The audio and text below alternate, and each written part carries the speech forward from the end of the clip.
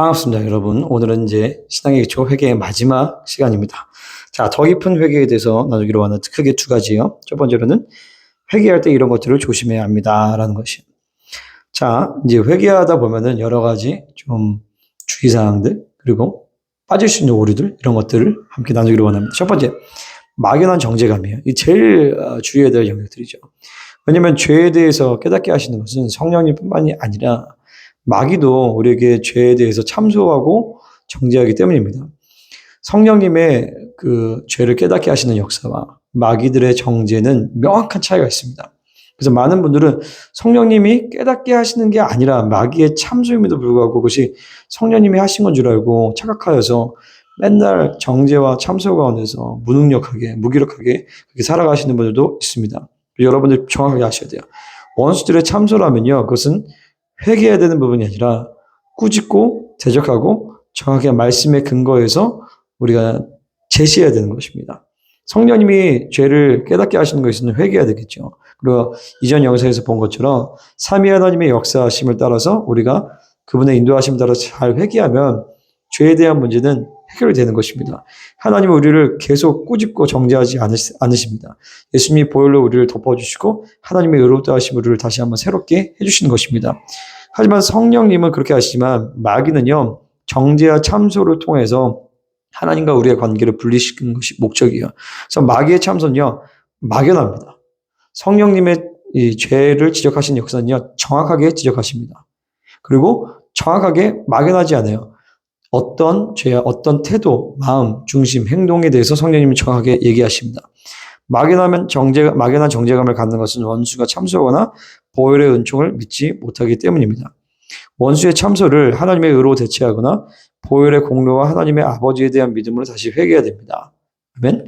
그러니까 다시 말해서 마귀는요, 어떤 우리 가운데 너 죄졌잖아, 참됐잖아라고 하면서 우리의 존재를 죄인화시켜버려요.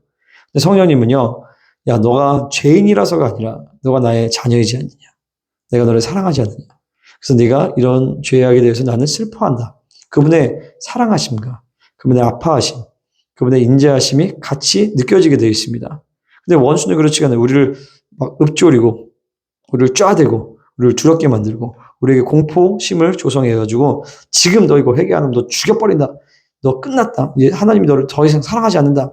이런 식으로 하나님의 성품과 그분의 이루신 일을 왜곡하는 것이 원수의 참소입니다. 그래서 그 정죄감을 해결하기 위해서는 우리가 정확하게 하나님의 의를 붙들고 예수님의 보혈을 믿고 정확하게 회개해야 되며, 그리고 하나님 아버지에 대한 성품, 예수 그리스도의 이루신 일들, 성령님의 또 인도하심, 이런 것들을 잘 분별하여서 원수를 대적함으로 그렇게 회개하면 되겠습니다. 두 번째, 지나친 절망인데, 자아에 대한 절망하는 그 과정은요, 필요한 과정이긴 해요. 하지만 거기서 멈추면 안 됩니다. 자신에게 너무 집중하면 하나님이 의도하지 않는 절망으로 가게 됩니다. 회개의 결론은 기쁨과 감사이지 자기 비하가 아닙니다.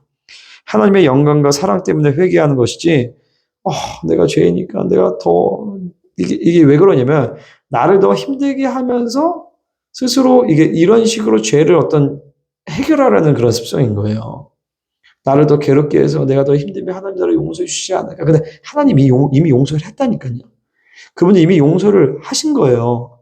예수님께서 죽으실 때 이미 용서를 끝내셨고, 우리가 회개하는 것은 이미 이루신 용서를 다시 실체화하기 위해서라는 것이죠.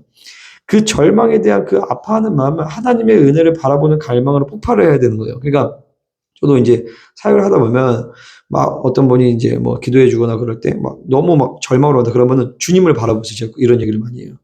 예수님을 바라봐야 되거든요. 주님을 바라볼 때 그분이 이루신 일, 그분의 사랑, 그분의 공로를 받아들이면서 그분의 사랑 때문에 그러지, 너무 난 죽여야 되는 죄인이야 이렇게 절망하는 것은 하나님을 그렇게 원하시는 것은 아니다라는 것입니다. 물론 자아에 대해 절망하는 건 좀 필요하지만 거기에서 멈추면은 이거는 너무 우울함으로 갈 수가 있어요. 기쁘고 즐거워야 되는데 우울함으로 가는 하나님이 원하시는 것이 아닙니다. 세 번째, 값싼 보혈의 은총. 이건 뭐냐면은 죄 짓고 회개하면 되지 이렇게 하면서 그냥 또 죄를 그냥 아무렇게나 짓고 가볍게 회개하고 이런 거죠. 물론 우리가 회개 과정 가운데 있어서 반복적인 회개가 필요하기도 해요. 왜냐하면 이게 회개에 대한 믿음이 온전해지는 과정 가운데서. 근데 중요한 건 우리가 뭐 알아야 되냐면요. 회개의 은총의 대가는 예수 그리스도의 십자가 죽으심이에요. 예수님이 죽으심으로 말미암아 우리가 회개할 수 있게 됐다는 거죠. 그러니까 정확한 회개를 할 때는 그분이 이루신 일, 그분이 치르신 대가, 그분의 아파하시는 마음, 이런 것들을 같이 공감하게 되어 있습니다. 우리가 회개할 때, 내가 회개 안 하면 지옥 가지 않을까? 회개 안 하면 하나님의 벌 받지 않을까? 이렇게 회개하는 어린아이의 심정이에요. 우리가 믿음이 성숙해지면 그것 때문에 회개하는 게 아니라 나를 사랑하시는 하나님 아버지의 마음을 아프게 한 그 사랑에 대한 상실감으로 인해서 우리가 회개하는 거예요. 그럼 뭐 죄짓고 회개하고 죄짓고 회개하고 반복할 수가 없어요. 여러분, 정말 우리의 부모님이나 효자는 부모의 마음을 알거든요. 부모의 마음이 아파하는 것을 원치 않는다는 것이. 하나님은 또 죄에 대해서 진노하시며 또 회개하면 죄를 용서하시고 죄가 해결이 되지만 그로 인한 영광의 손실은 어쩔 수가 없어요. 반드시 영광에 대한 손실은 있습니다. 다윗이 밧세바를 범하고 하나님으로부터 징계를 받고 회개했지만 용서를 받았지만 그럼에도 불구하고 원수가 그에게 큰 빌미를 잡게 됨으로 말미암아 그의 가정 가운데 끊임없이 그 악과 이런 것들이 끊이지 않았던 것처럼 우리가 죄를 짓고 온전한 회개를 통해서 하나님이 회복을 시키시지만 그렇지 않았다라면 더 하나님의 영광이 손실되지 않을 수 있었다라는 것이죠. 그렇기 때문에 일단은 최대한 죄를 짓지 않는 것이 좋다. 죄를 짓지 않고, 그러니까 죄 짓고 회개가 아니라 점점 영광의 깊이로 나아가면요. 하나님께서 우리가 보이지 않았던 죄악들을 점점 들춰내세요. 그런 식으로 회개가 깊어지기를 바랍니다. 네 번째, 믿음의 역사가 없는 반복적인 회개. 어떻게 보면 똑같은 건데, 진실한 마음으로 회개를 하긴 했지만 죄가 온전히 해결되지 않는 경우예요. 이는 회개는 하긴 했지만 죄의 뿌리를 해결하지 못했거나 보혈의 능력에 대한 불신 때문인 것이죠. 그러니까 어떤 행위적 차원에서 우리가 회개하는 경우가 그럴 수 있어요. 근데 중요한 건 죄에 대해서는 행위는 어떤 드러나는 열매거든요. 중요한 건 내 안에 뿌리예요. 쓴뿌리와 혹은 상처와 비질리. 왜 그런 죄악들이 내 안에 반복되어지는가. 이런 것들을 하나님과의 깊은 관계 안에서 나를 조명하면서 그 뿌리, 근원적인 그 뿌리가 무엇인가. 이런 것들을 발견해 나가면서 깊은 회개의 과정이 필요합니다. 이런 과정에서는 어떤 축사와 내적 치유 등의 과정이 필연적으로 수반되기도 해요. 그 죄의 뿌리가 깊이 드러나는 과정이 필요하고 그 죄의 권세를 삭제시키는 보혈의 능력에 대한 믿음이 있어야 됩니다. 또 플러스 그 죄를 이김에 있어서 좋은 습관으로, 좋은 삶의 그 흐름으로 가져가셔야 돼요.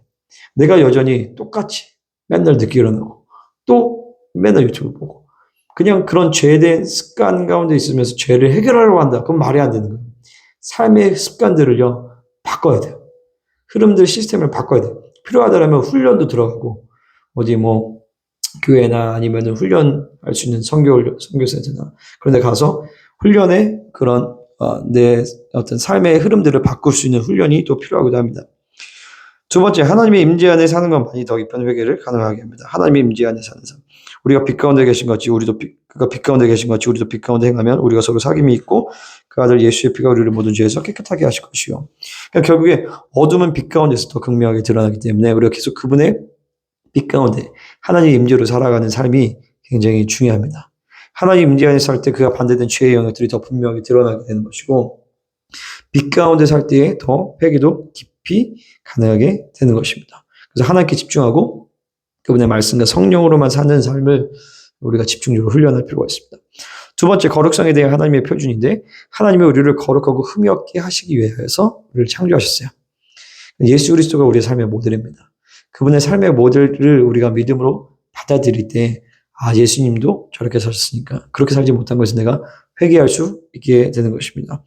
그리스도 안에서 정체성이 무엇이며 어떠한 존재인지를 알 때 그와 동떨어질 괴리감 속에서 자신에 대해서 더 깊은 절망을 하게 되고 거기서 끝난 게 아니라 그만큼 하나님을 더 깊이 의지하여서 더 깊은 회개와 더 깊이 하나님과 동행할 수 있는 그런 삶의 모습으로 자라게 되는 것입니다. 여러분, 회개에 대해서 우리가 이렇게 4번의 영상을 함께 나눴는데 그럼에도 불구하고 좀 잘 되지 않는 것들, 궁금한 것들이 있으시면 댓글이나 이메일로 남겨주시면 감사하겠습니다. 교재가 있으신 분들은 적용하기 3가지를 해보시고 저는 다음 영상, 다음과 믿음에서 보도록 하겠습니다. 그럼